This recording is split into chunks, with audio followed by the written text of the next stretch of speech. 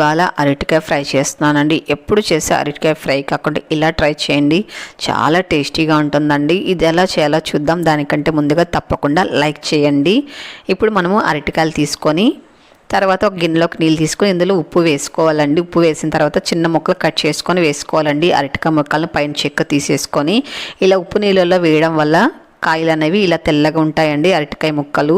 ఇప్పుడు స్టవ్ వెలిగించుకొని ఒక పెనం పెట్టుకొని ఇందులో 3 టేబుల్ స్పూన్లు ఆయిల్ వేసుకోవాలి. ఆయిల్ వేడెక్కిన తర్వాత ఇందులో ఆవాలు వేసుకోవాలి. ఆవాలు కాస్త వేగిన తర్వాత ఒక 10 వెల్లుల్లి రబ్బల్ని పొట్టు తీసుకుని దంచుకొని వేసుకొని అలాగే కొద్ది కరివేపాకు కూడా వేసుకొని వీటిని దోరగా వేయించుకోవాలండి. ఇలా వేయించుకున్న తర్వాత ఇందులో ఒక 1/2 టీ స్పూన్ పసుపు కూడా వేసుకొని ఒకసారి బాగా ఇలా కలుపుకోవాలి. ఇప్పుడు మనం ఇందులో అరటికాయ ముక్కల్ని వేసుకోవాలండి. చూడండి, అరటికాయ ముక్కలు అనేది కలర్ అస్సలు చేంజ్ అవ్వదండి, ఇలాగే ఉంటాయి వైట్గా. ఇప్పుడు ఇదంతా కూడా మొత్తం ఇలా కలుపుకోవాలి. ఇలా కలుపుకున్న తర్వాత మీడియం ఫ్లేమ్లో ఉంచుకొని దీనిపైన మూత పెట్టుకొని మినిమం అంటే ఒక 4 నిమిషాల పాటు మనము మూత పెట్టుకొని వేయించుకోవాలండి. మధ్యలో కూడా మీరు మూత తీసుకొని కలుపుకుంటూ ఉండాలండి, లేకపోతే అడుగు పట్టేస్తుంది.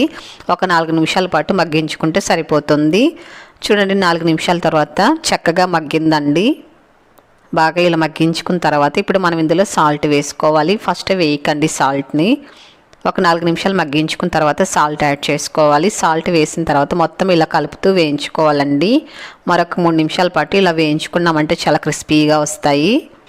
లోపల సాఫ్ట్గా పైన క్రిస్పీగా చాలా బాగుంటుందండి టేస్ట్ అరటికాయ ముక్క. ఇప్పుడు మనము మిక్సీ జార్ తీసుకొని ఇందులో కారం తగినన్ని ఎండుమిరపకాయలు తీసుకోవాలండి. అలాగే ఒక 2 టేబుల్ స్పూన్లు నువ్వులు తీసుకోవాలి. వీటిని వేయించుకోకూడదండి, పచ్చివే తీసుకోవాలి.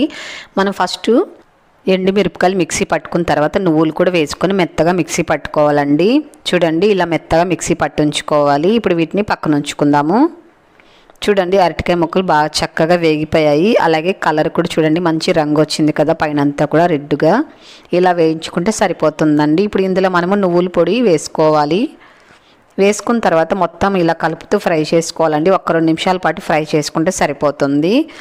మనం నువ్వులు అలాగే ఎండుమిరపకాయలు పచ్చి వేసి మిక్సీ పట్టాం కాబట్టి ఒక 2 నిమిషాలు వేయించుకుంటే మంచి స్మెల్ వస్తుందండి. ఆ వేసిన నువ్వులు కూడా పచ్చి స్మెల్ పోతుంది. చూడండి, ఇలా వేయించుకుంటే సరిపోతుందండి. చూడండి, ఎంత ఎమ్మీగా ఉండే అరటికాయ ఫ్రై రెడీ అయిపోయిందండి. ఇది పైన క్రిస్పీగా లోపల సాఫ్ట్గా చాలా టేస్టీగా ఉంటుందండి. ఒక్కసారి తిన్నారంటే ఇంకెప్పుడైనా సరే అరటికాయ ఫ్రై ఇలాగే చేసుకొని తినాలనిపిస్తుందండి. ఇది పెరుగన్నం, రసమన్నం అలాగే సాంబార్ అన్నంతో సైడ్ డిష్గా తీసుకుంటే చాలా బాగుంటుంది. అసలు మనము ఇలా ప్లేట్లో పెట్టించామంటే పిల్లలు అలా స్నాక్ లాగా తినేస్తారండి, అంత బాగుంటుంది. మీకు నచ్చిందా? అయితే ఒకసారి ట్రై చేయండి. ఎలాగొచ్చింది తప్పకుండా కామెంట్ చేయండి, షేర్ చేయండి, లైక్ చేయండి, సబ్స్క్రైబ్ చేయండి.